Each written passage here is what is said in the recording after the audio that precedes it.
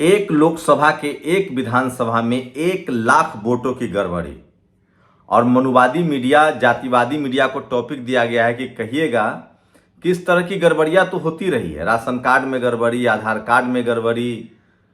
आप कल्पना कर रहे हैं एक विधानसभा में 1 लाख वोटों की फर्जीवाड़ा हो।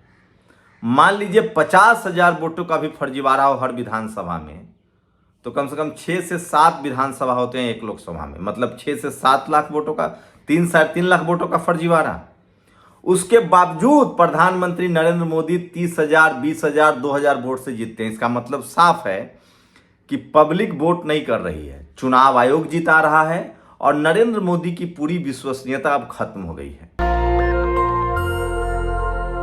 वो पहली बार जरूर चुनाव जीत के आए थे 2014 में, 2000 नौकरी के नाम पर, पिछड़े समाज के नाम पर, 100 स्मार्ट सिटी के नाम पर, और मीडिया मनमोहन सिंह के खिलाफ था।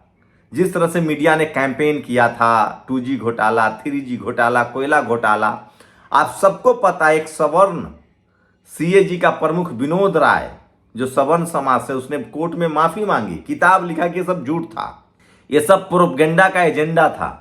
तो सवाल है कि प्रधानमंत्री नरेंद्र मोदी और अमित शाह को लेकर इस तरह की अब बातें कही जाने लगी है। राहुल गांधी का ये पूरा स्क्रीनशॉट देखिए, इससे साफ है कि सबसे बड़ी गड़बड़ी हो रही है। चुनाव आयोग की विश्वसनीयता खतरे में। मैं बार बार कह रहा हूं, जिस पर कोई बात नहीं कर रहा है। इस देश में कांग्रेस भी थी तो जातिवाद होता था, लेकिन बीजेपी जब है तो जातिवाद और मनुवाद का डेडली कॉम्बिनेशन है। कोई दलित, पिछड़ा, किसान, आदिवासी, अल्पसंख्यक इस देश का प्रधानमंत्री बनके ये सब गड़बड़ी नहीं कर सकता है, क्योंकि इस देश में सवर्ण समाज का चपरासी से लेकर चीफ जस्टिस तक कब्जा है। आप देखिए, मायावती मुख्यमंत्री थी तो चुनाव आयोग चुनाव हराने में लगा रहा। लालू यादव को चुनाव आयोग ने चुनाव हराया, और कितनी सख्ती होती थी। अखिलेश यादव ये सब नहीं कर सकते हैं, नीतीश कुमार भी नहीं कर सकते हैं, क्योंकि अगर आप दलित, पिछड़े, किसान, आदिवासी, अल्पसंख्यक हैं तो जो जातिवादी, मनुवादी आपको चपरासी नहीं बने देना चाहता है, वो आपको मुख्यमंत्री बनने में मदद करेगा। दलित, पिछड़े नेता और मंत्रियों के साथ तो ये होता है कि उनके जो जातिवादी, मनुवादी अधिकारी उनके साथ होते हैं, उनको फंसा देते हैं, उनसे भ्रष्टाचार पर दस्तखत करवाते हैं, खूब लूटते हैं, और उसके बाद सरकार जब चली जाती है तो उनके खिलाफ गवाही भी देते हैं। ऐसे बहुत सारे केस हैं। तो इस देश में कोई दलित, पिछड़ा, किसान, आदिवासी, अल्पसंख्यक समाज का मंत्री, मुख्यमंत्री या प्रधानमंत्री इस देश में डिक्टेटरशिप नहीं ला सकता, बेईमानी नहीं कर सकता, क्योंकि सिस्टम उसे करने ही नहीं देगा। क्योंकि चपरासी से लेकर चीफ जस्टिस तक ऐसे जातिवादी, मनुवादी लोग बैठे हुए हैं जिनके दिमाग में जाति का जहर है।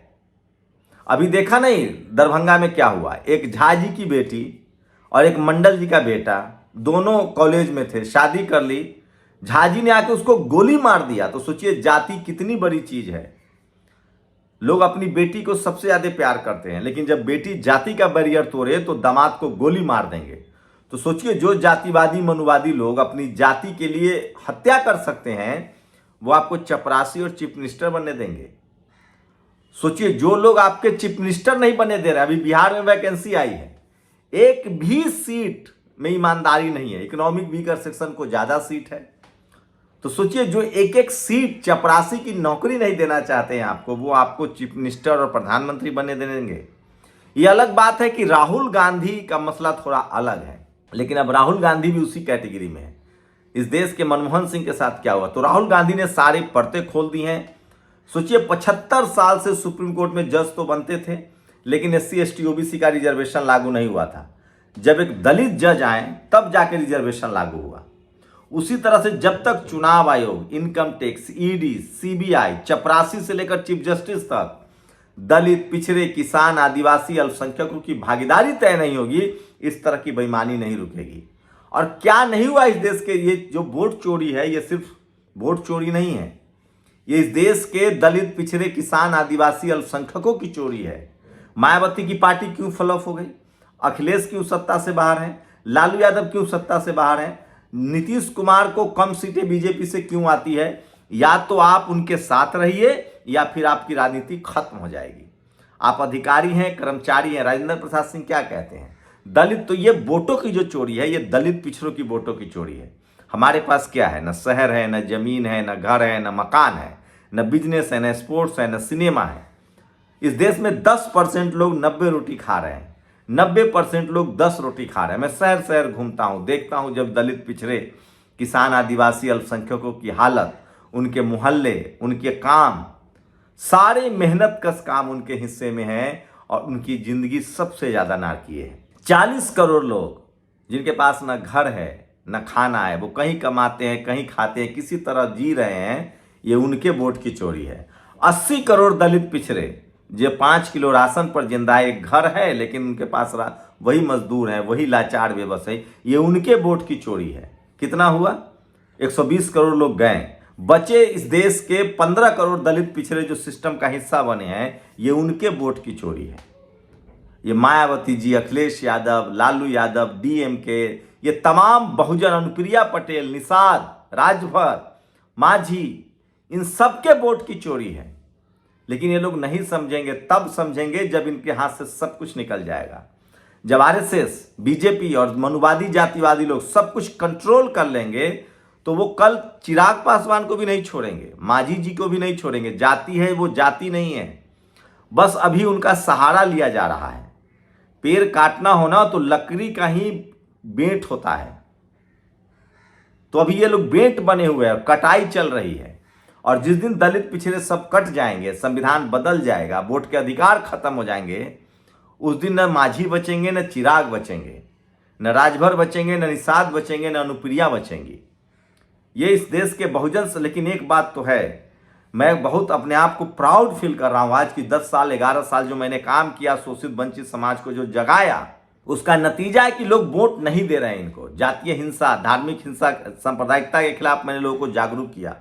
लोग वोट नहीं दे रहे हैं, अब ये बेईमानी से जीत रहे हैं। अगर लोग वोट दे रहे होते धर्म के नाम पर, सांप्रदायिकता के लिए, तो ये पार्टी जीत रही होती। और इतनी बेईमानी, पूरा इकोसिस्टम, चपरासी से लेकर चीफ जस्टिस तक की मदद के बाद भी ये 240 पर सिमट गए। इसका मतलब जनता जागरूक है। अब जिम्मेदारी विपक्षी दल के नेताओं की है कि वो सड़कों पर निकले। जनता समझदार है, जनता जागरूक है, जनता वोट नहीं दे रही है। ये सब छल परपन से तो जिम्मेदारी अब किसकी है? जनता की नहीं है, हम जैसे पत्रकारों की है, अखिलेश यादव की है, मायावती जी की है, तेजस्वी यादव की है, राहुल गांधी अब सड़कों पर निकलना चाहिए उनको। आज वो कर्नाटक में, बेंगलोर में जाएंगे चुनाव आयोग के दफ्तर के सामने। सोचिए, एक लोकसभा के, एक विधानसभा में 1 लाख वोटों का फर्जीवाड़ा है और नया नया पैटर्न है। ईवीएम को लेकर पहले से ही सवाल है। तो सोचिए, बाबा साहब का जो एक अधिकार है दलित पिछड़ों के पास, जिसकी वजह से आज दलित पिछड़े नेता बन रहे हैं, जो बीजेपी के गठबंधन में है वो भी इसी वोट की वजह से, जो बीजेपी के खिलाफ है वो भी इस वोट की वजह से।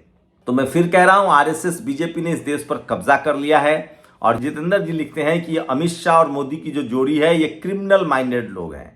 ये लोग ईमानदारी से, एक बात तो तय है, चुनाव आयोग की पूरी विश्वसनीयता खत्म हो चुकी है।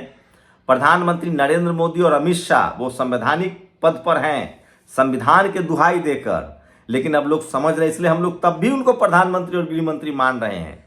ये संविधान के प्रति हमारी निष्ठा है, ये जानते हुए भी कि फर्जीवाड़ा हो रहा है। चुनाव आयोग को हम लोग चुनाव आयोग मान रहे हैं क्योंकि ये संविधान के प्रति निष्ठा है। संविधान की चक्की पीसती जरूर है, चाहे वो महीन पीसती है, समय लगेगा, लेकिन इस देश में दलित पिछड़ों के अधिकार आएंगे। बस जरूरत है कि जो बहुजन समाज के नेता हैं, जो दलित, पिछड़े, किसान, आदिवासी, अल्पसंख्यक नेता हैं, वो घरों से निकले, वो लोगों को जागरूक करें। महाराष्ट्र का पैटर्न अलग है चोरी का, मध्य प्रदेश का पैटर्न अलग है, कर्नाटक का पैटर्न अलग है और बिहार का पैटर्न अलग है। बिहार में नाम बढ़ाएंगे नहीं, काट देंगे। अब कुछ लोग कह रहे हैं कि जो फर्जीवाड़ा दिखा है बेंगलोर में वो बिहार में हो सकता है। जी नहीं, पता चला कि वोट तो बढ़ा नहीं सकते तो यहाँ काट दो। 2 तरीके हैं, 2 तरीके से बेईमानी हो रही है। एक तो ईवीएम की बदला बदली, ईवीएम में फर्जीवाड़ा, जनता तो इनके खिलाफ बम्पर वोट कर रही है, तभी तो 2000-3000 से इतना फर्जीवाड़ा के बाद भी जीत रहे हैं। चुनाव आयोग से सवाल पूछा जा रहा है तो बीजेपी क्यों प्रेस कॉन्फ्रेंस कर रही है? बीजेपी के मंत्री क्यों प्रेस कॉन्फ्रेंस कर रहे हैं? मैं बार बार कह रहा हूं, आरएसएस की महीन कोशिश है कि किसी दलित समाज के राष्ट्रपति बनाकर, किसी आदिवासी समाज के राष्ट्रपति बनाकर, किसी पिछड़े को प्रधानमंत्री के नाम पर घोषित करके संविधान को कंट्रोल किया जाए। ये आरएसएस की मनोदशा है और ये संघ की मनोदशा है। स्कूल बंद हो रहे हैं, नौकरियां जा रही है, बिजनेस कंट्रोल किया जा रहा है, बहुजनों को मिल क्या रहा है? आप सिर्फ सांप्रदायिकता के नाम पर, मुस्लिम के नाम पर बीजेपी का साथ छोड़िए और तमाम बहुजन समाज के नेताओं को सचेत होना चाहिए। ये बात साफ। और मैं फिर कह रहा हूं, 75 साल के हो रहे हैं मोदी, जीवन भर नहीं रहेंगे। राहुल गांधी अभी भी 50 साल के हैं, 30 साल उनकी राजनीति बची है। हिसाब तो करेगा ये आदमी, जिस तेल तलखी से, जिस तेवर से, जिस तरह से कोर्ट कह रहा है। फिर भुइयां साहब ने कहा है ईडी का किस तरह से बेजा इस्तेमाल हो रहा है। मैं कह रहा हूं इस देश में बाबा साहेब का आरक्षण, वोट का अधिकार तभी बचेगा जब इस देश के बहुजन समाज के लोग जागरूक होंगे, सजग होंगे और अपने अधिकार के लिए सड़कों पर आएंगे। सवाल तो है कि जब सवाल चुनाव आयोग से पूछा जा रहा है तो संबित पात्रा क्यों बोल रहा है? सोचिए, टीवी डिबेट में कहा जा रहा है कि बांग्लादेशी आरजेडी के दामाद हैं। इस तरह की भाषा एक संगीत रागी। इस देश के जातिवादी मनुवादी को पहचान लीजिए आप लोग। आप अगर दलित हैं, पिछड़े हैं, किसान हैं, आदिवासी हैं, अल्पसंख्यक हैं, तो आप तभी तक हिंदू हैं जब तक आप चढ़ावा चढ़ाइए, इनको वोट दीजिए। आप कॉलेज, यूनिवर्सिटी में, मीडिया में, जुडिशियरी में, नौकरी, बिजनेस, जमीन, संपत्ति, सिनेमा, स्पोर्ट्स, खेल में हिस्सेदारी मानेंगे तो आप दलित पिछड़े हैं। और इस देश का कोई दलित, पिछड़ा, किसान, आदिवासी, अल्पसंख्यक नेता डिक्टेटर नहीं हो सकता है, क्योंकि जातिवादी जो मनुवादी लोग सिस्टम में बैठे हुए होने ही नहीं देंगे। मैं फिर कह रहा हूं, बीजेपी विपक्ष के लिए अच्छी पार्टी है। बहुजन समाज के सारे अधिकार लूटे जा रहे हैं। मेरी गुजारिश है उन तमाम दलों से जो बीजेपी के साथ हैं, अब भी सचेत होइए। जब आपका समाज ही नहीं रहेगा तो आपकी भी राजनीति खत्म होगी। बहुजन समाज के नेताओं को, पढ़े लिखे लोगों को इस वोट चोरी के खिलाफ संविधान के पक्ष में लिखना, पढ़ना और बोलना चाहिए। कुछ भी छुपा नहीं है, ये गड़बड़ी नहीं है, ये जानबूझकर की गई बेईमानी है। इतना गड़बड़ी नहीं होता है, 1, 2, 4 होता है। तो फिर चुनाव आयोग क्यों है जब इतने बड़े पैमाने पर गड़बड़ी हो रही है? लोग कह रहे हैं बिहार में ही ठीक किया जा रहा है। नहीं, मेरे पास आंकड़े हैं। सबसे ज्यादा दलित, पिछड़े 3-4 तरह से बेईमानी हो रही है। ईवीएम से, कहीं नाम काट कर, कहीं नाम जोड़कर, ये सब खेल चल रहा है। राहुल गांधी ने कहा है कि सबका हिसाब होगा। कोई रिटायर हो जाए फिर भी नहीं बख्शा जाएगा। मैं तो कह रहा हूं, जिन के जो लोग सिस्टम के हिस्सा हैं, जो संवैधानिक पदों पर बैठे हुए हैं, उनके बच्चों को अगर वो विदेश चला जाए उसको भी लाया जाए, उसका भी संपत्ति का हिसाब हो। आखिर वो अपने बाप की संपत्ति पर ही तो काबिज है ना। ये देश चले जाए, विदेश चले जाए, और जिनके बच्चे नहीं हैं उनके रिश्तेदारों का भी हिसाब हो। कुछ लोगों को गुमान होगा कि हम तो मर गए तो बात खत्म, बाल बच्चे तो है नहीं, बीवी बच्चा तो है नहीं, उनके रिश्तेदार तो हैं, भाई भतीजा तो हैं। संपत्ति की जांच हो, संवैधानिक तरीके से इन लोगों की भी जांच हो, तभी इनके मन में डर बैठेगा। इनको लगता है कि सैया भय कोतवाल तो डर कहेगा।